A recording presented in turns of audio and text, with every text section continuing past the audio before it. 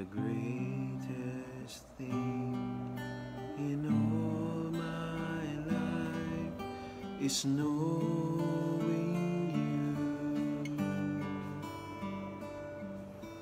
The greatest thing in all my life is knowing you. I want to know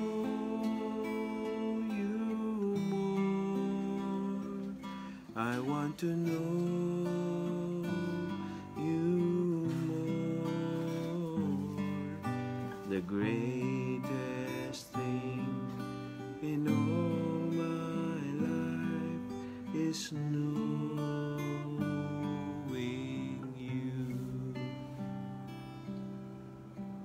Hallelujah.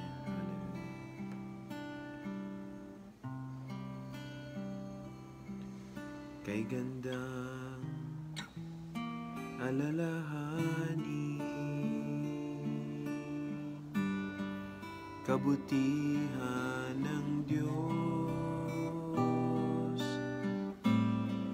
Kay gandang alalahanin, kabutihan ng Diyos. Tinubos niya aking kaluluwa, pinagaling aking karamdaman. Kay gandang alalahanin, kabutihan ng Diyos. It is good to remember the goodness of God. It is good to remember the goodness of God. He saved my soul, healed my broken body. He came to die just to set us free. It is good to remember the goodness of God. It is good to remember the goodness of God. Salamat po, Panginoon. Nais namin alalahanin ang kabutihan ninyo, O Diyos. Marami kaming pwedeng maisip din, mga kabalisahan, mga problema, kahinaan, mga pagkukulang. Pero sa umagang ito, i-direct nyo nga po ang aming kaisipan sa inyong kabutihan, O Diyos. Sa inyong katapatan, kadakilaan, pag-ibig, sa inyong espiritu, sa inyong kapangyarihan, anumang bagay tungkol sa inyo. Help us to focus on these things, O Lord. Holy Spirit, thank you. Salamat po sa patuloy na pagkilos sa amin. Hallelujah, hallelujah. Salamat po sa masaganang biyaya at talagang malalim na pangunawa sa bawat isa sa amin. Hallelujah. Ang pangunawa nyo ay lalong nagtutulak sa amin sa paggawa namin ng mabuti. Ang inyong Espiritu ang lalong kumikilos sa amin para maging kawangis kami ng Panginoong Jesus. Salamat po, O Diyos, aming Ama.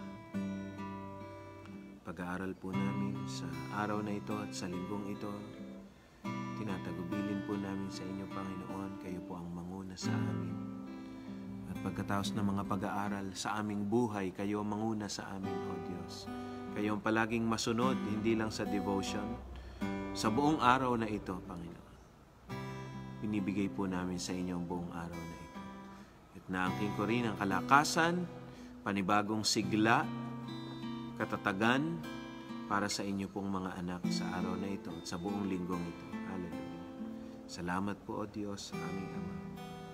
Sa pangalan ng Panginoong Jesus. Amen. Purihin ng Panginoon.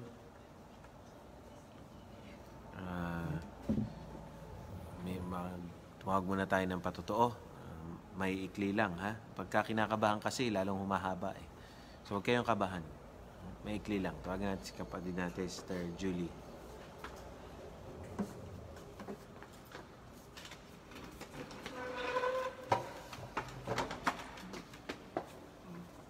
Isang mapagpalang umaga po sa ating lahat. Napakabuti po ng Panginoon sa buhay ng bawat isa, higit po sa buhay ko. Lapit-lapit ka naman. Nais ko lang pong ipatotoo kung paano po ako nakakilala sa Panginoon. Nung una po ay hindi ko po talaga pinlano na mag-ibang bansa. At dito ko po naranasan yung hirap ng mag-isa po na mamuhay na wala pong kamag-anak or wala pong ibang kasama. Pero ang Panginoon po ay lagi po nating kasama. Alam ko po na kahit kailan po hindi po tayo iniwan ng Panginoon. Nakakilala po ako dito sa Taiwan 2013 po. Since po na nagsimula po yung Door of Faith, nandito na po ako sa Taiwan. Napakabuti po ng Panginoon dahil napakarami niya pong ipinaranas sa akin dito sa lugarin ng Taiwan. Naranasan ko po yung mga bagay na imposible na pwede po palang maging posible sa Panginoon. Napakadami pong bagay na ginawa sa akin ng Panginoon. Talaga pong binago ng Panginoon ang buhay ko. Yung dating buhay ko po na parang wala na pong pag-asa at nandito po na pinaranas po sa akin ng Panginoon na talaga pong sa Kanya lang po talaga dapat tayo umasa. Napakadami pong patotoo na ginawa sa buhay ko ang Panginoon na talaga pong nandun yung naranasan ko po yung totoong kapangyarihan ng Panginoon. Papasalamat po ako sa Panginoon at pinaranas niya po sa akin yun at patuloy na nagpapatatag po sa buhay ko at nandun po na salamat din po sa Panginoon at patuloy niya po akong ginagamit sa kaniyang gawain. Salamat po. So Diyos po ang kapurihan. Joy, sumunod ka na. Pakilala ka na lang. Tapos, Joseph, sumunod ka na. Pakilala na lang kayo. Pakilala kayo kung taga saan kayo.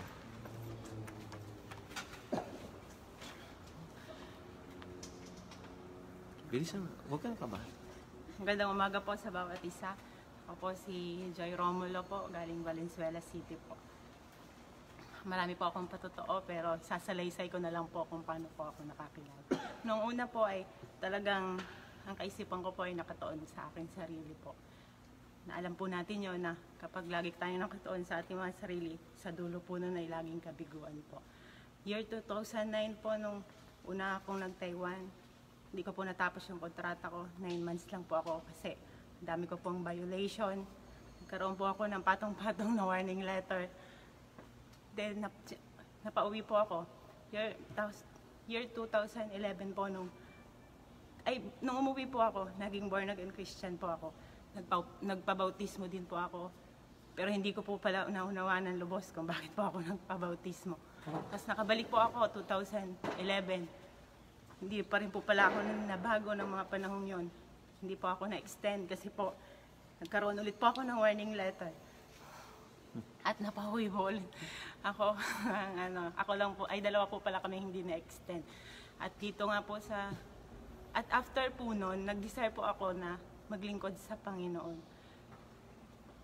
Pero hindi po pala yun ang plano ng Panginoon. Hindi po pala ako sa Pilipinas maglilingkod. Pagkos dito po pala sa Taiwan. Tapos year 2013 po, nung nakabalik ako dito sa Kaohsiung, dito po sa ngayon na pinagtatrabahuhan ko po, dito po ako, hindi po pala talaga kaya kapag pagnanasa lang po o desire o pagpupursigi na magbago. Kailangan po talaga natin ang tulong ng Panginoon. Dahil kahit ano po yung pagnanasa ko na magbago ay pabalik-balik lang din po ako sa aking pag-uugali. Tapos po, year 2000, December 24, 2014 po, unang dalo ko po sa Door of Faith. Doon ko po unang nakilala si Pastor Paul. Kaya kabahan po ako eh. Kasi mabilis lang po kasi dapat. Eh, dami ko pong patotoo. Parang gusto ko. Tapos ko po ngayon. Doon ko unang nakilala si Pastor Paul po. Dahil lang po yun sa namali po kaming magkakaibigan ng pagkain ng tinapay po. Nakain po namin yung tinapay ni Sister Jean na akala po namin ay yung pinabili po namin. Kaya sabi po ni Sister Jean, sabi, sige, huwag niyo nang bayaran. Dumalo na lang kayo sa church.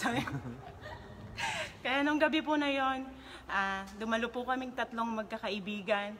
Tapos kinabukasan po, araw ng pagsamba, Sunday, inibitahan po muli kami. Doon ko po talaga lubos na tinanggap ang Panginoong Jesus. Nagpatanggap po si Pastor Paul ng time na yon. Doon po talaga sobra po yung haguluhol ko po talaga. Yung akala nyo po na may namatayan.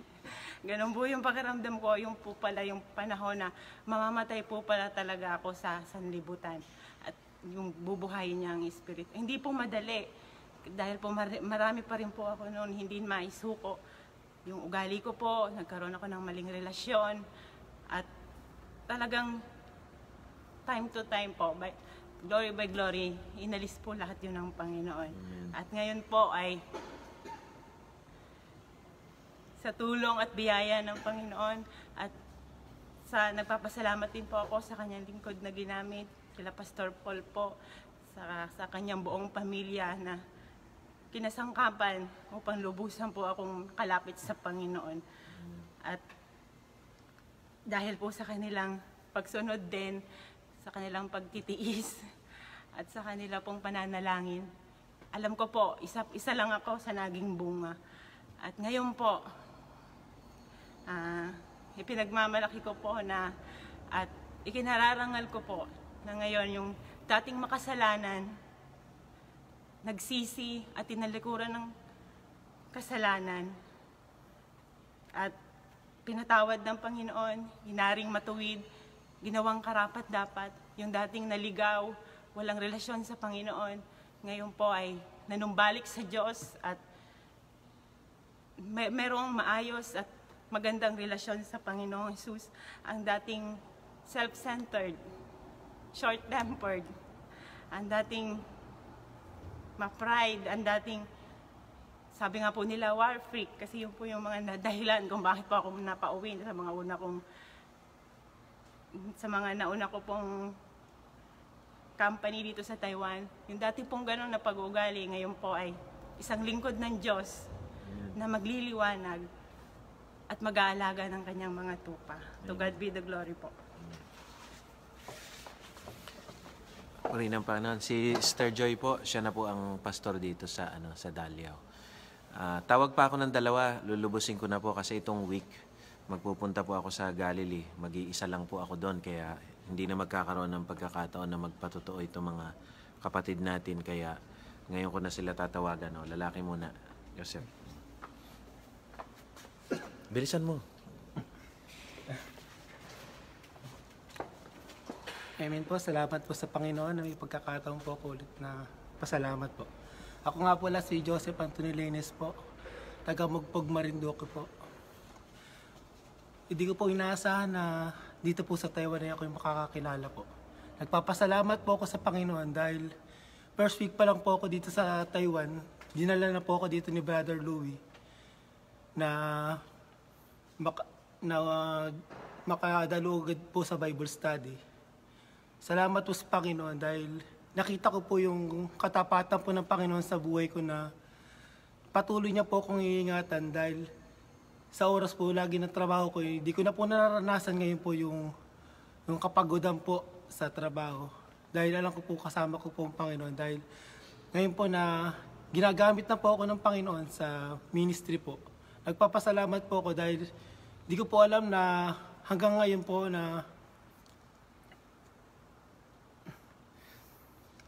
salamat po sa Panginoon dahil na makapagpatuloy po ako sa gawain po ng Panginoon na mas lumalim pa po sa pag-unawa po ng kanyang salita. Salamat po sa Panginoon dahil patuloy niya pong pinaparanas sa akin ang tunay na pag-ibig niya na sa araw-araw po nagagalak po lagi ako na makarinig po ng kanyang salita po na lagi pong pinapaisip po sa akin ng Panginoon na magpatuloy ka lang. May plano po ako, may plano siya para sa akin na sa buhay ko na kinakabahan po ako. First time ko po. Salamat po sa Panginoon. Yun lang po. Sa Diyos po ang lahat ang papuri po. Amen. Oh, Bel, dali. Pakilala rin. Bilisan mo. Salamat po sa Panginoon. Magandang umaga po sa bawat isa. Ako nga po pala si Velinet Cantos, galing po sa Dasmariñas, Cavite. Nais ko lamang po ipatotoo sa inyo na ako po ay isa sa mga binago talaga ng Panginoon. Pumunta po ako dito sa lugarin ng Taiwan. Unang-una ko pong kaisipan ay talagang para makatakas po sa Pilipinas. Hindi po dahil may utang ako, dahil may mga nagawa po ako na hindi ka lugod-lugod sa Diyos, pati na rin po sa mga tao. Pilit ko po yung tinatakasan at talagang sabi ko pupunta ako ng Taiwan hindi lang para magtrabaho, para rin makakilala ako ng bagong taong makakakilala sa akin at makalimutan ko yung mga nakaraan ko. At salamat sa Panginoon kasi unang dating ko po dito sa Taiwan ay nayaya na po ako na magsimba. Sabi ko nga po noon ay talagang kalooban ng Panginoon na makakilala ko sa Kanya dahil unti-unti po ay talagang binago ako ng Panginoon, hindi lamang sa pag-uugali ko, talagang binago po ako sa mga bagay na nakatoon lamang sa paningin sa Kanya. At tinulungan niya rin po ako na magawa yung mga bagay na hindi ko kayang gawin. Nakakasayaw po ako para sa Panginoon at ngayon po ay unti-unti nakakakanta para sa Panginoon. At salamat po sa biyaya at habag ng Panginoon na talagang tinutulungan niya akong mas higit na maunawaan yung kanyang mga salita at may sa pamuhay. Maraming salamat po sa Panginoon po ang lahat ng papuri. Puri ng Panginoon.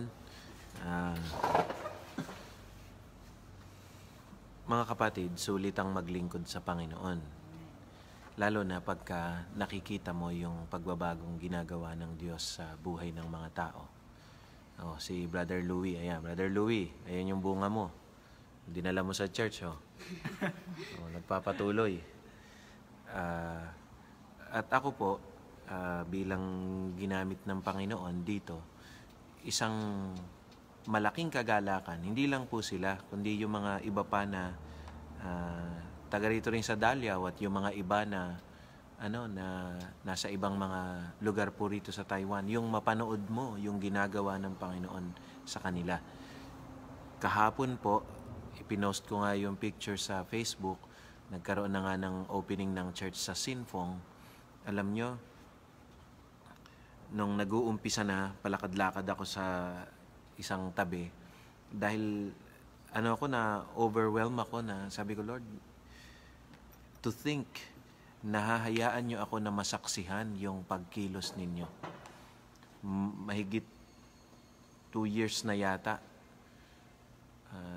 2 years na may dinalaw ako sa Sinfong noon. At nung papunta ako ron, hinahanap ko yung lugar ng kapatira natin, Sister Jenna, nung nalipat siya ron.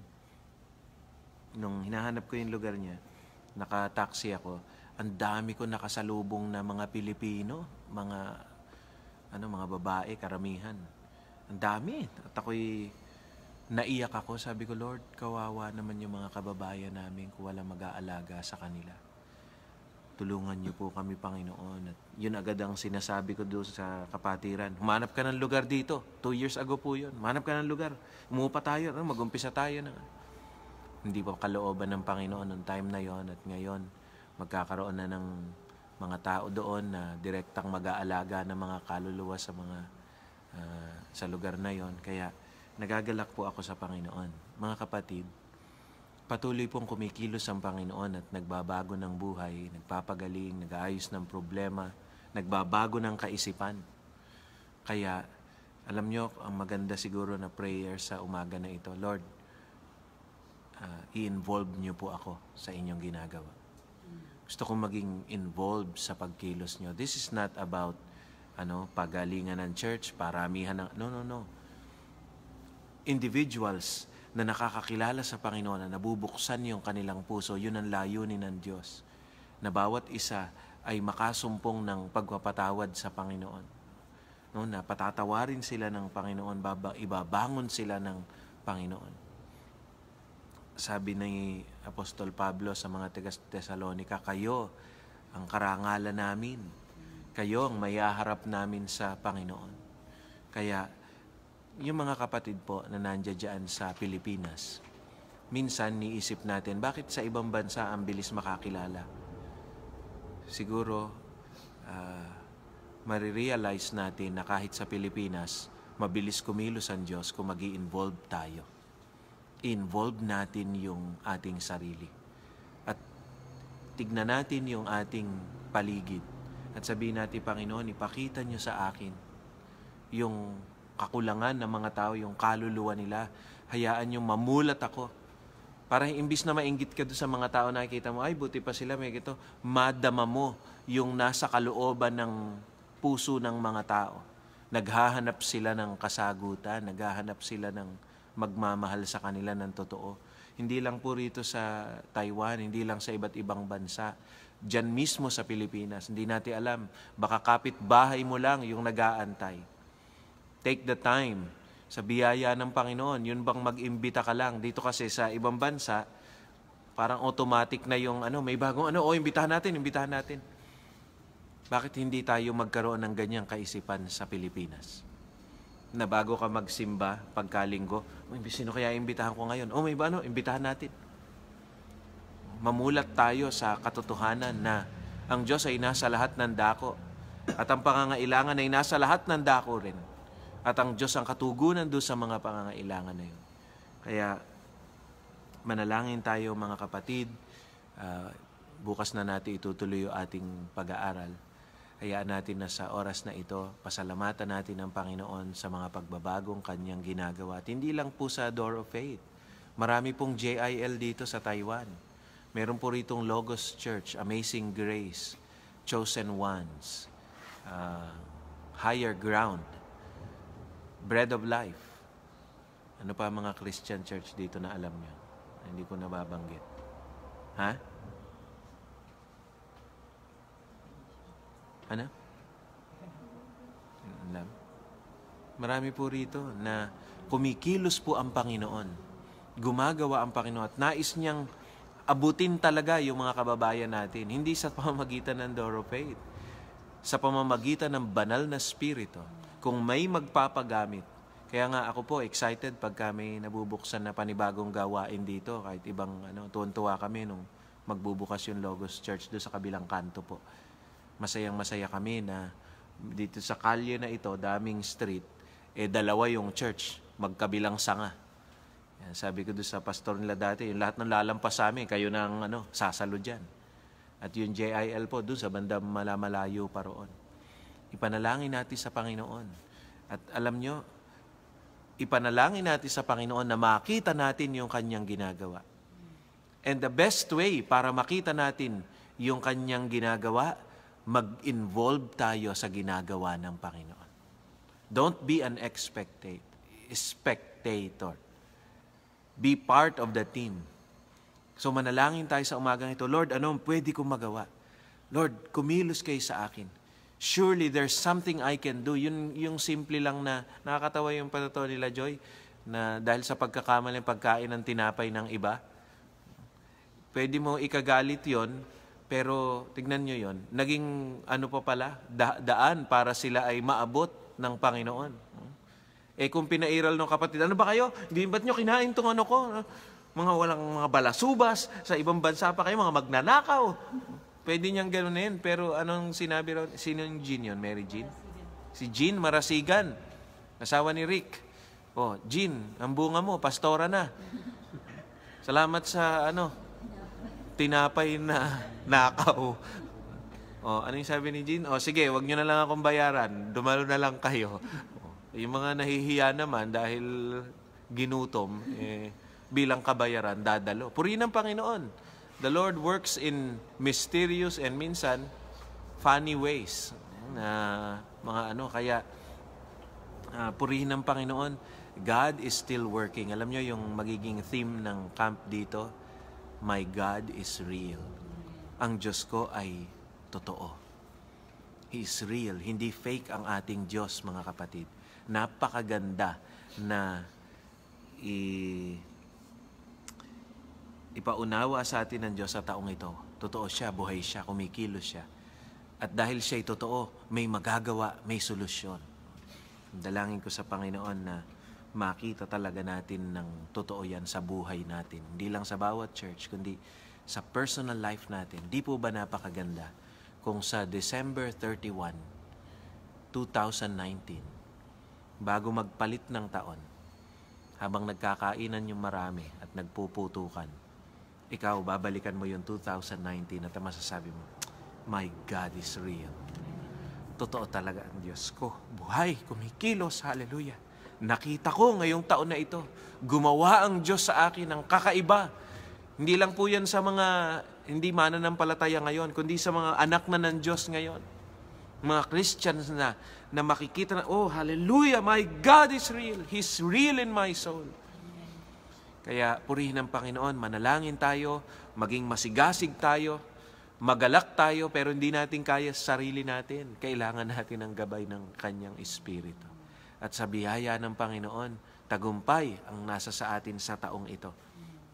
Kaya tayo ay manalangin, kaya nais ko na ring hilingin sa inyo, sama niyo po sa prayer yung ating magiging camp dito, February 4, 5, 6, and 7. Nihiling namin sa Panginoon ang Kanyang paggawa, pagkilos, at kung gusto nyong magpadala ng tulong rito para sa mga OFW, kasi sabi ko sa mga kapatiran, pagka may maiimbitahan sila kahit hindi na magbayad, basta madala lang natin, magkaroon lang sila ng opportunity na makarinig ng salita ng Diyos, mapunta sa isang environment na ang presensya ng Diyos ay kumikilos. Kaya purihin ng Panginoon, panalangin nyo rin yung mga schedule ng mga kapatiran. Maraming mga kapatiran na gustong dumalo pero may pasok pa rin kahit na Chinese New Year. Hilingin natin sa Panginoon na siya'y gumawa. Yung iba dadalo ng 2 days, yung iba dadalo 1 day. Si Pastor Anthony, ganun karaniwan ang ginagawa niya. Isang araw lang dumarating, manggagaling pa sa Chungli. Hilingin natin sa Panginoon ang Kanyang paggabay sa Kanyang mga lingkod, sa Kanyang mga anak. Tayo po'y manalangin. Manaming Diyos, salamat po sa inyo. My God is real.